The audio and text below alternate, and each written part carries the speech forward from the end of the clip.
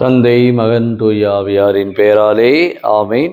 ஆண்டவர் உங்களோடு இருப்பாராக, ஆன்மாவோடும் இருப்பாராக. தூய மார்க் எழுதிய பரிசுத்த நற்செய்தியிலிருந்து வாசகம். ஆண்டவரே மாட்சி உமக்கே. பிரிவு 1 இறைவார்த்தைகள் 21 28 முடிய. இயேசுவும் சீடர்களும் கப்பர்நகும் ஊரில் நுழைந்தார்கள். ஓய்வு நாட்களில் இயேசு தொலைக்கூடத்துக்கு சென்று கற்பித்து வந்தார். அவருடைய போதனையை குறித்து மக்கள் வியப்பில் ஆழ்ந்தார்கள்.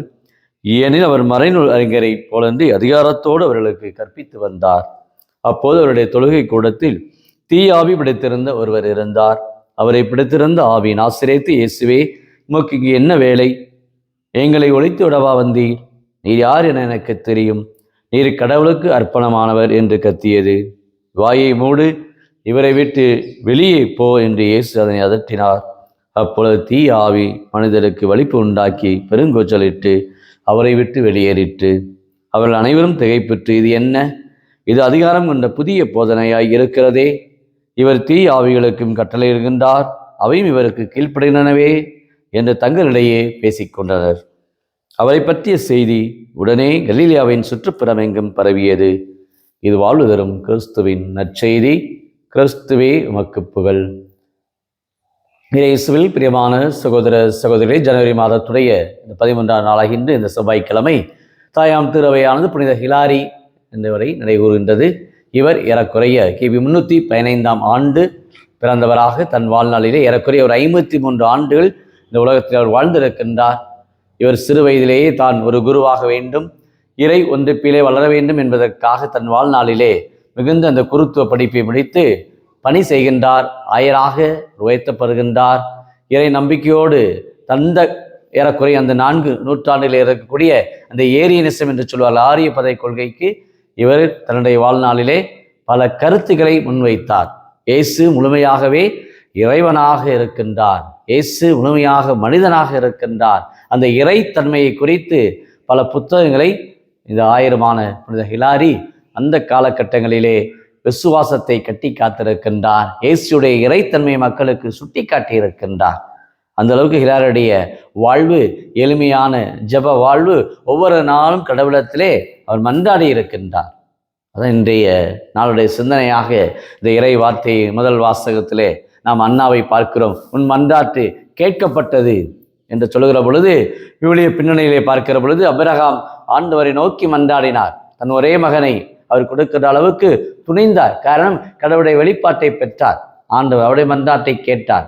அதே சமயத்திலே நாம் பார்க்கிறோம், மோய்சினிடத்திலே பார்க்கிறோம், அவருடைய அந்த மன்றாட்டு இஸ்ராயல் மக்களிடத்திலே எப்படி இவர்களை வழிநடத்துவது, எங்களை ஏன் இங்கு நீ இந்த பாலை நிலத்தில் அழைத்து வந்தீர் என்று அதை இஸ்ராயல் மக்கள் மோய்சனை திட்டுகின்றார்கள், அவரை ஏளனப்படுத்துகின்றார்கள். ஏன் இங்கு கொண்டு வந்தீர், எங்களுக்கு தண்ணீர் இல்லை, உணவு இல்லை என்று குறைப்படுத்துகின்றார்கள். ஆனால் அவர் மோய்சனோ இறை நம்பிக்கையோடு ஆண்டவரிடத்திலே மன்றாடுகின்றார், ஜபிக்கின்றார். கடவுள் அவருடைய வேண்டுதலை கேட்கின்றார். தானியேலை பார்க்கிறோம், சிங்க குகையிலே அவனை அந்த தள்ளவிட்ட அந்த நிலையிலும் ஆண்டவரிடத்திலே மன்றாடுகின்றான். நிச்சயம் கடவுள் என்னை பாதுகாப்பார். இந்த தாரிஸ் மன்னனோ சொல்லுகின்றார், நீ ஆராதிக்கின்ற கடவுள் உன்னை விடுவிப்பாரா? நம்பிக்கையோடு ஜபிக்கிறான் தானியேல். அந்த சிங்க குகையில் தப்புகின்றான்.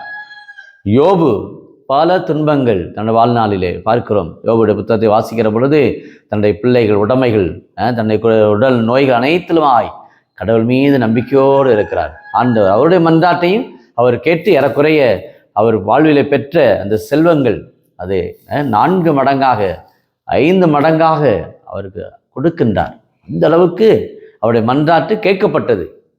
இவ்வாறாக நாம் இந்த விவிலிய பின்னர் பழைய ஏற்பாட்டிலும் புதிய ஏற்பாட்டிலும் யாரெல்லாம் ஆண்டவரத்தில் நம்பிக்கையோடு கேட்டார்கள், அந்த நூற்று தலைவன், நீ என்னத்தில் வர நான் தகுதியற்றவன், ஒரு வார்த்தை மட்டும் சொல்ல போதும் என் ஊழியன் நலம் பெறுவான் என்று அந்த நம்பிக்கையோடு கேட்கிற பொழுது அவன் மன்றாட்டு கேட்கப்பட்டது. அந்நேரமே அந்த பிணி நீங்கியது என்று நாம் பார்க்கிறோம். இவ்வாறாக யாரெல்லாம் இயேசுவிடத்திலே அழுது புலம்பி முதல் வாசகத்திலே பார்க்கிறோம், அண்ணா தான் ஒரு மலடி, தனக்கு குழந்தை இல்லை, கடவுள் எனக்கு இரக்கம் காட்ட மாட்டாரா என்று கண்ணீரோடு ஜபிக்கிறார். இன்றைய சாதத்தில் பார்க்கிறோம், நிறைய பேர் குழந்தை பாக்கி இல்லை, நிறைய பேர் குடும்பத்திலே திருமணமாகி 4 வருடம், 3 வருடம், 2 வருடம், 5 வருடம், 8 வருடம், 10 வருடம் ஆகியும் எங்களுக்கு குழந்தை இல்லையே என்று சொல்லக்கூடிய அந்த நிலை எவ்வளோ ஒரு ஏளனமான ஒரு நிலை. பாருங்கள், நிறைய குடும்பத்திலே அப்படியே ஒரு தனிமையாக்கப்பட்ட நிலை. குடும்பத்திலே கணவராக இருக்கலாம், மனைவியாக இருக்கலாம். ஏன் எனக்கு குழந்தை இல்லை, என்ன காரணம், ஒன்றும் தெரியவில்லை. அது உடல் அளவிலா மனதளவிலா என்ன தீய சக்தி என்னிடத்தில் இருக்கிறது? அழுது புலம்பி மன்றாடுங்கள். ஆண்டவர் சொல்கிற, அழுது புலம்பி உடைய பாவத்துக்கு பரிகாரத்தை தேடுங்கள், அழுது புலம்பி மன்றாடுங்கள், உன்னுடைய கண்ணீரை காண்கின்றவராக ஆண்டவர் இருக்கிறார். அதைத்தான் இன்றைக்கு பார்க்கிறோம். அண்ணாவுடைய வாழ்விலே அழுது புலம்பி ஆண்டவர் கேட்கின்றார்.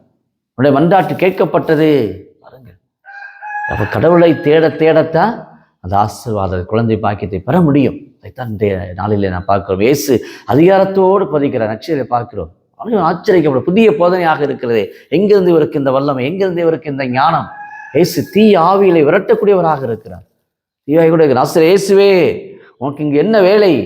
இயேசு இடத்துல உரையாடுகிறது தீயாவி கூட.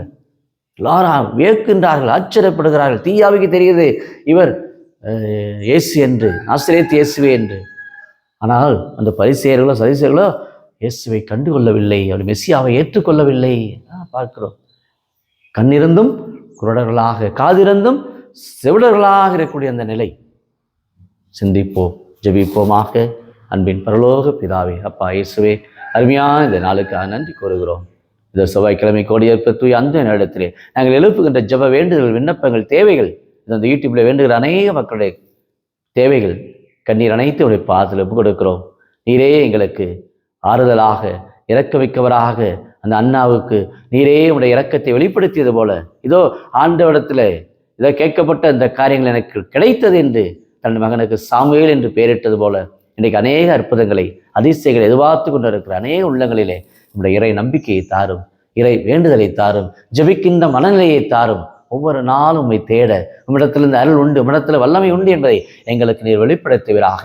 இயேசுவே, இதோ உம்மிடத்தில் வேண்டுகின்ற ஒவ்வொரு மக்களையும் நீ ஆசைப்பீராக. கோடி அற்புத தூய் அந்தனுடைய பரிந்துரையால் இந்த நாள், இந்த ஜனவரி மாதத்திலே வேண்டுகின்ற ஒவ்வொருடைய தேவைகள், விண்ணப்பங்கள், நினைப்பு அனைத்தையும் நீர் நிறைவேற்றி கொடுப்பீராக.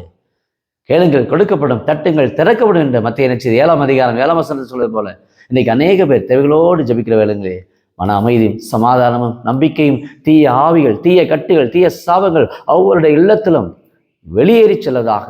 இதோ இவனை விட்டு வெளியே போ என்று அதிகாரத்தோடு நீர் சொன்னது போல, இன்னைக்கு அநேக உள்ளத்திலே கட்டுகள், சாபங்கள், மன உளைச்சல்கள், மன அழுத்தங்கள், மன இறுக்கங்கள், என்னால் ஒன்றும் செய்ய முடியவில்லை, என்னுடைய உடல் நலம் சரியில்லை, என்னுடைய மனநலம் சரியில்லை என்று அங்கலாய்த்து கொண்டிருப்பவர்கள், கண்ணீரோடு வேண்டுகின்றவர்கள் அநேக பேர் கண்ணீரோடும் நம்மளையோடும் துயரத்தோடும் பாடுகளோடும் எப்பொழுது எனக்கு இந்த மீட்பு கிடைக்கும், எப்பொழுது என்னுடைய வாழ்நாளில் இந்த துயரங்கள் மாறும் என்று நம்பிக்கையோடு ஜெபிக்கிற உள்ளங்களிலே ஆறுதலை தாரும், இரக்கத்தை தாரும், கனிவை தாரும். உங்களுடைய அன்பை ஒவ்வொருவருக்குமே, ஜெபிக்கிற ஒவ்வொரு குடும்பத்தாருக்குமே இந்த செவ்வாய்க்கிழமையிலே வேண்டுகிற ஒவ்வொருவருக்கும் எல்லா வரங்களையும் கொடைகளையும் கொடுத்து ஆசீர்வதிக்கும்படி கிறிஸ்து வழியாமை மன்றாடுகிறோம். ஆமீன்.